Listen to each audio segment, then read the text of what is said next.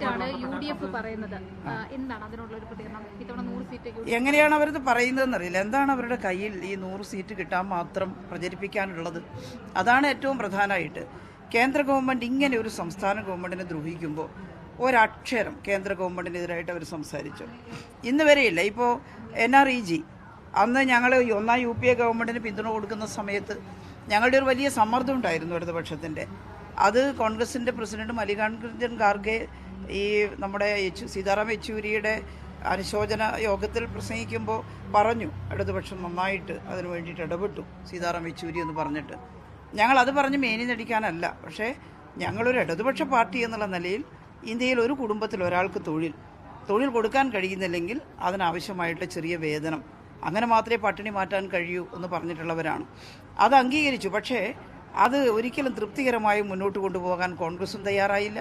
ഇപ്പോൾ BJP government വന്നപ്പോൾ അതിൻ്റെ കഥ കഴിക്കുകയാണ്. VBG റാംജി എന്ന് പറഞ്ഞിട്ട് കൊണ്ടുവരിക NREGയെ. മഹാത്മാഗാന്ധിയുടെ പേരെടുത്ത് മാറ്റിയിരിക്കുകയാണ്.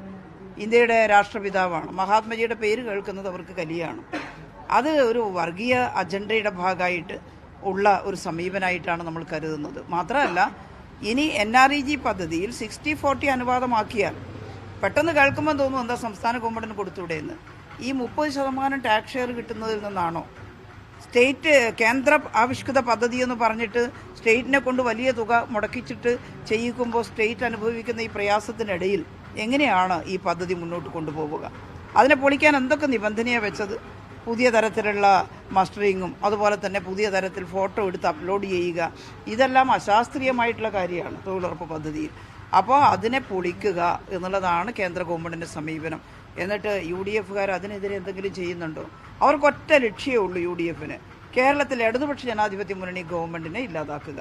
10 വർഷമായിട്ട് അധികാരത്തിന് വെളിയിലിരുന്നതുകൊണ്ട് അവർക്ക് ആകെ ഒരു അസ്ഖ്യതയുണ്ട്. അതുകൊണ്ട് ഇത്തവണ അധികാരത്തിൽ വരിക, അധികാരത്തിൽ വന്നിട്ട് എന്ത് ചെയ്യുമെന്നുള്ളതാണ്.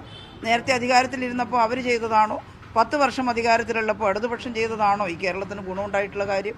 ഇത് ജനങ്ങൾ വിവേചന ബുദ്ധിയോടെ പരിശോധിക്കേണ്ട കാര്യമാണ്. 100 അല്ല 140 കിട്ടുമെന്ന് പറയാം. ചിലപ്പോൾ ഒരുപാട് നുണകളൊക്കെ പ്രചരിപ്പിച്ച് ചില നേട്ടങ്ങൾ ചിലയിടത്ത് ഉണ്ടാക്കിയിട്ടുണ്ട്. വർഗീയ ശക്തികളുമായിട്ട് കൂട്ടുപിടിക്കുകയാണ്. ഞങ്ങളതിനെതിരാണ്. ഞങ്ങളെന്തേ പറയുന്നുള്ളൂ, മതരാഷ്ട്രവാദികളോടൊപ്പം ചേരാൻ പറ്റില്ല. അത് ഈ രാജ്യത്തിൻ്റെ ഭരണഘടനയെ സംരക്ഷിച്ചുകൊണ്ട് പറയുന്നതാണ്. ഈ രാജ്യം ഹിന്ദു രാഷ്ട്രമാകണമെന്ന് പറയുന്നത് ശരിയല്ല, ഇസ്ലാമിലൂടെ മാത്രമാണ് മോചനം എന്ന് പറയുന്നത് ശരിയല്ല. എന്നാൽ മതന്യൂനപക്ഷത്തെ ഈ രാജ്യം സംരക്ഷിക്കേണ്ടതുണ്ട്. അത് ന്യൂനപക്ഷമായതുകൊണ്ടാണ്. അവർക്ക് ഭൂരിപക്ഷത്തിൻ്റെ അടിച്ചമർത്തൽ നേരിടാൻ ഇടയാവരുത്. ഭൂരിപക്ഷ മതസ്ഥരെല്ലാവരും ന്യൂനപക്ഷത്തിനെതിരല്ല, അതിലെ വർഗീയത ന്യൂനപക്ഷത്തിനെതിരാണ്.